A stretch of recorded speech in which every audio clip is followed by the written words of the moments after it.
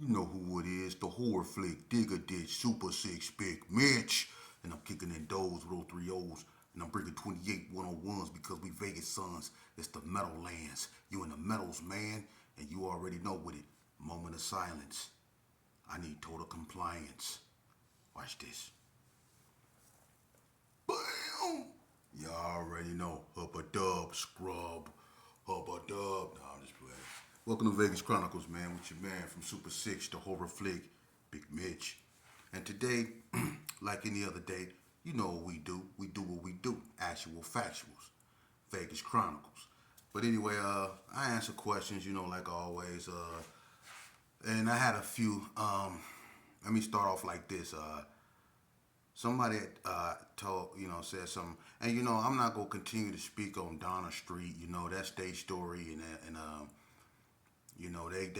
they could tell it better than me. But what I would say is this here. As far as active and being active in Las Vegas right now, there's really, the older gangs like back in the day, such as Donna Street, the Gershon, and all that. As far as being active now, I'm gonna be honest with you, okay? Due to, let's just say, internal strife and things that happen internal, there's not too many original gangs that's out there like that today. You have pockets here, pockets there, but it's all about click banging now. That has taken over, and it's been taken over. Places like if you go, on Donna and into old neighborhoods like that, you're not gonna see, really no original Donnas and original anything nowhere. And the Gerson, has been scattered everywhere because they tore down the Herbert Gerson projects a long time ago, and they also tore down Carry Arms, which was another enclave of the Gersons, and they tore down Sierra Nevada Arms, which was the Brownies, but also another enclave of the Gersons, and so the Gersons has been scattered out to the point to where, they, the Gerson's still around, but they're not producing generations that's actually from the Gerson because they tore down the projects. So it would never be the same again. Just like Carry Arms, just like the Brownies, and just like everything else they tore down. Now, when it comes to Donna, Donna suffered the same thing. The other neighborhoods suffered. They suffered internal strife. That's their business. I'm not getting into that. But it's things that happen in neighborhoods that that make it hard for them to come together, even for their hood day. And it's things that go on, and it's things that happen that be so bad, amongst themselves, not out from outside, but amongst themselves. It be things that happen within themselves in their circle that be so bad that it prevents them from coming together, you know. And it's sad, but that's the new norm now. You know what I mean? And like I said, you don't have homies, you have what is known as frenemies because click banging has taken over. Dudes that's supposed to be from neighborhoods no longer really have that allegiance to that neighborhood. They have allegiance to other people, So that has taken over, you know. So and with that, I'm gonna leave that right there. Now another question I was asked is when the ABMs and the Donna Streets got along. When the ABMs initially came out, which was in 1989, the ABMs came out along, with Diana Street Villains and a lot of other gangs. But when the ABMs first came out, they didn't get along with nobody. Um, and one of the issues Donna had with the ABMs, because Donna Street and the Gershons were allies when Donna first came out. So, when the ABMs came out, the first gang that they got into it with was the Gershons. So when the ABMs came out, the Donnas pushed up on the ABMs, you know. And I think Boo Loco and Dred Mack had a fight because the Donnas tried to turn the ABMs to Donna. Donna was trying to turn everything in Northtown to Donna. He was either Donna or nothing. And the ABMs, they wasn't going for that. So the ABMs refused to turn Donna. You know what I mean? And they held their own. You know what I mean? So the ABMs, it stand for anybody murderer, and that's just what it meant, and that's their attitude. They didn't like nobody. And they didn't start getting along really until, I say really, when Northtown and West Side really became an issue, when that became real active out here, when West versus North, when all of Northtown consolidated, White Street, Hard Time Hustler, Ellis, Donna, Diana, all them, came together, and, basically all the Bloods and the Gersons came together, you know what I mean? And it was West Side versus Northtown.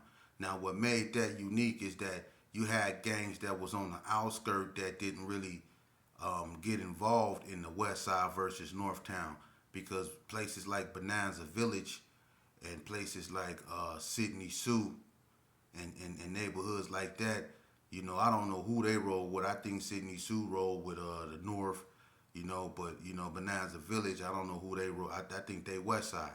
You know what I mean? So I don't know if they even played a part up in that, situation.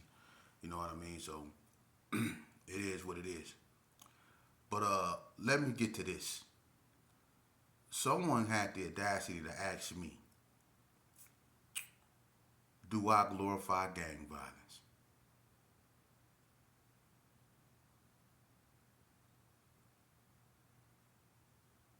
Me.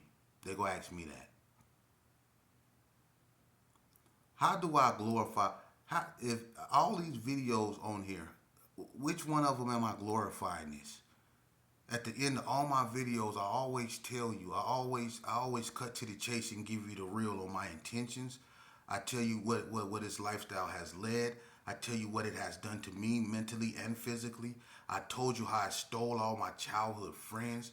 I told you the trauma that it caused me, and not just me, the trauma it caused my community, the trauma it caused my mama, the trauma it caused other people's mama.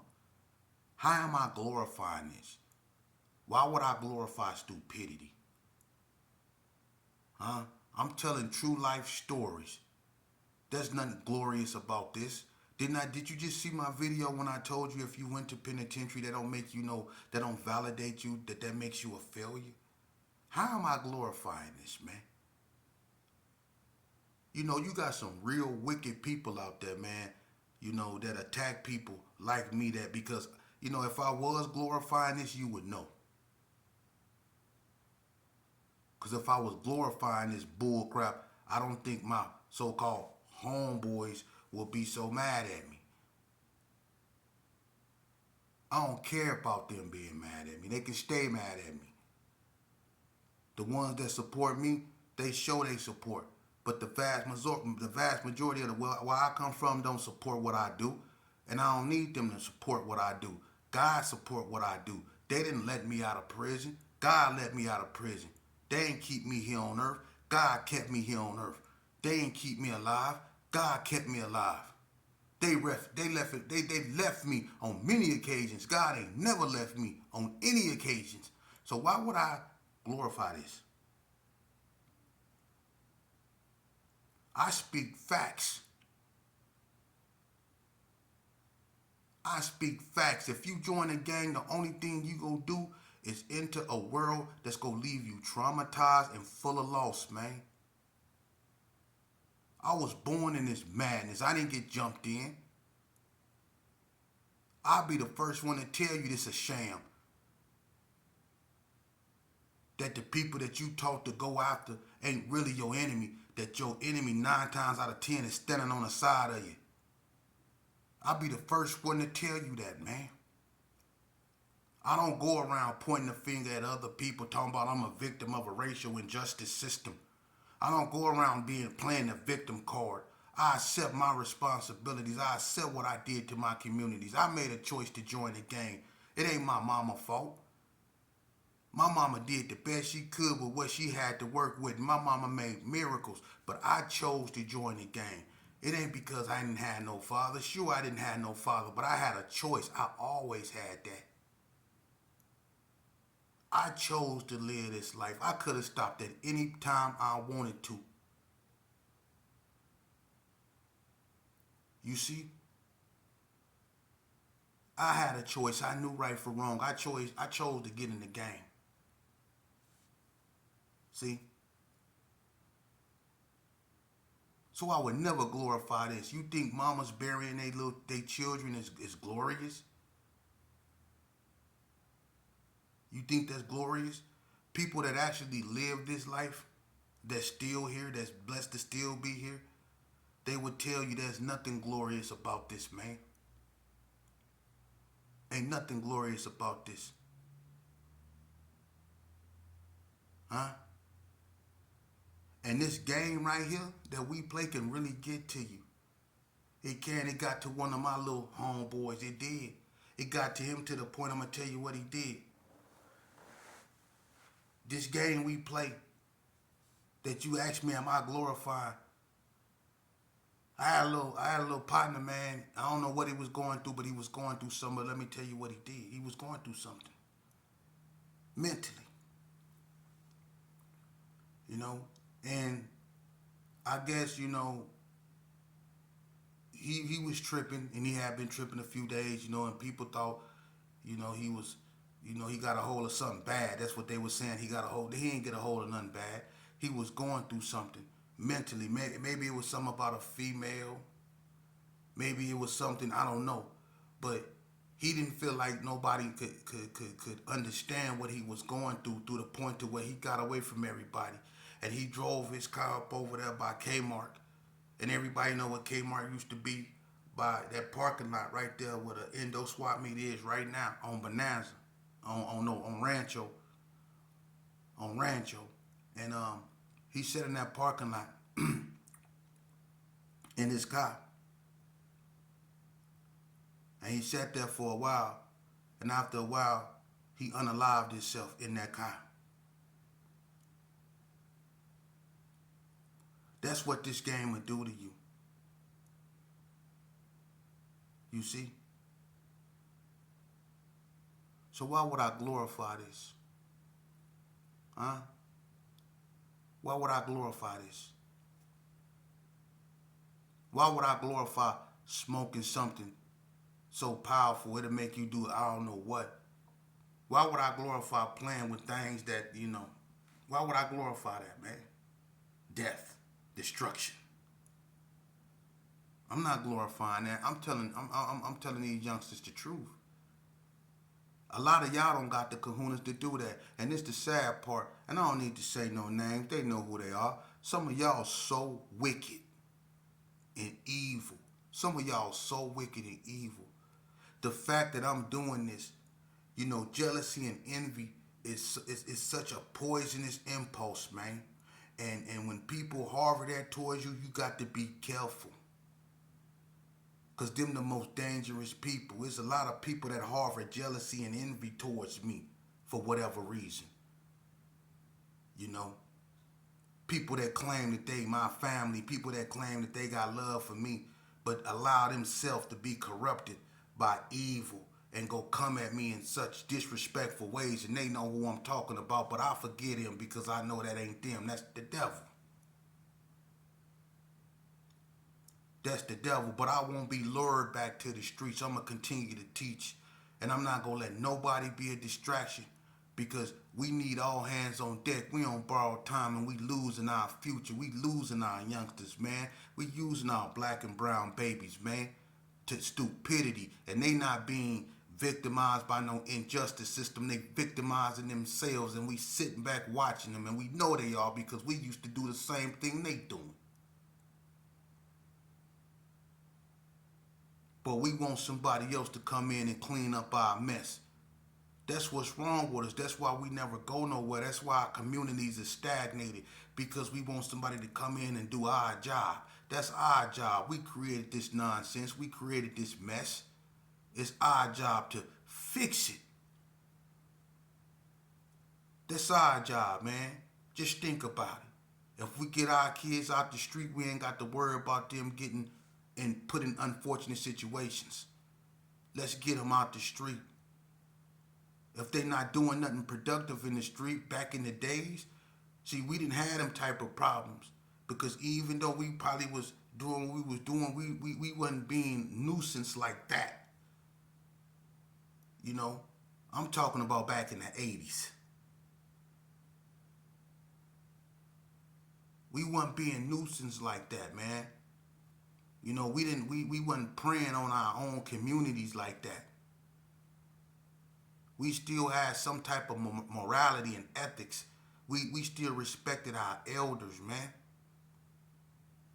There's certain things we didn't do, and that's all I'm saying. We got to get back to that, man. And we need all hands on deck. The church is out there doing, the preachers is out there preaching. They doing the best they can do, but they need help, man. They need people like me, like us, people that used to be in my era, that come and beyond, that still got some type of common sense, man. Y'all need to step forward, man. Because a lot of y'all homeboys that's no longer here, that's they kids that's out here. These y'all grandchildren that's out here in these streets, man. Y'all always talk about how much you love your homeboy and y'all quick to put something on them. But why y'all won't go out there and help get their kid up out the street, man? You still here. You always putting stuff on them. That's on such and such. I'll put that on such and such. Okay, if you put that on him, go get his kid out the street. Instead of putting stuff on him, I think he'll prefer you to get his son out the street so he don't end up like he is. That's what real so-called homies do. You know? That's my thing, man. That's what I'm on. When I bring you Vegas Chronicles, I bring you the truth.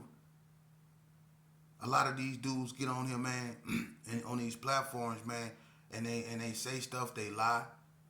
They say stuff to make themselves look bigger than what they were, bigger than what they are. That's not me. I tell you the honest to God truth of what went on in Vegas, in my era, what we went through, you know? And when it come to gangs like Donna Street and stuff like that, I watched them form. I watched ABM form. All ABM, ABM, Diana Street, Ellis Street, the Brownies, 40 Block, Sydney Sue Gangster Crip, Bonanza Village Gangster Crip, Winslow Park, I think Stanley Street Bloods, East Coast Bloods, all that stuff come out in 89, man. All that come out in 89. 89 was the year the most gangs was birthed in Vegas ever at one time. In 1989. There has never, even the rolling 50s in 89, in 89, they went from being UCC Undercover Crips 501 to Rolling 50 Crips, because in 1989 the Rolling 50s formed an alliance with the Rolling 60s in Las Vegas. See? That was in 89. The BTDs got back active real tough in 89. Stevie James and all them, they got back active. The BTDs, Trigger Man, Pretty Boy, all them, Blue Brain, they got active up over there. And this was in 89. 89 is when Vegas really cracked. Vegas never birthed that many gangs in one year as they did in 1989. 1989 was the birth of about 20 gangs in Vegas, man. For real, they just started popping up. But they were all in response to Donna. Whether in fear or in correlation. Because before, White Street supersedes a lot of them, because White Street was always a money street. That's what people got money. They been there. Jesse Bright, Noel Bright, and all, they been there. E-Wack, all them, D-Dub, they been there. That was a money street. But when Donna came out, they got active. And it wasn't in, it was in correlation. Because White Street and Donna were family at one point. But a lot of gangs came out in fear of Donna. Because Donna was taking over everything in Northtown. It was blowing through everything. So if you was a gang in Northtown, you had to be strong to withstand Donna. That's why the ABMs was so vicious. And so were the Diana Street Villains when they first came out. They made a name for themselves. It's all stupidity. Because when I look back up on that, when that era, when I look, and it's sad, I really look back on that era. I'm going to keep it so 100 with anybody that's listening to me right now. Check this out. This code, I look back on that era. And that's the era of the KCs, the era of the Spikes, the era of the Cornbreads, the era of the Tony Pools, the era of the Lays, the era of the Head Cutters, the eras of the Charlie Boys, the eras of the Foo-Foos, the Gangsta Lumps, the era of the Fish Mouths, the eras of the Lil Draws, the Mooks, the Torture Chambers, the Mad Meats, the Boonch, the Donna Ray Pages, the Pac-Mans, the Fat Dads, the LJs, the era of the G-Forces, the Jesse Pullins, the era of the Maurice Swansons and all these, the Tony Swansons, the era of the Lil Gusses, the Bob Greens. You see what I'm doing? You see that era right there? I'm finna tell you something. This gonna mess you up. Why glorify this right here? That era is dead. Listen, 70% of what I just named, not the people, but just where they from and all that, they dead and gone. They dead and gone, man. When dudes have hood days, it's sad because when people show up, it only reminds them of who not there. For real. I come from a cold era, man. And they all gone. And it would never be like that ever again. And it shouldn't. Because we wiped ourselves out, and then a lot of them is locked up forever. Forever. It's crazy, man. You have females around here that done lost their brothers and cousins. They done lost their brothers, their cousins, and their sons to this game. I never glorify this. I never glorify that. To glorify this would be to disrespect and disregard the pain, the hurt, and the tears of the mothers that done buried their children at the hands of other young black boys, like black and brown boys.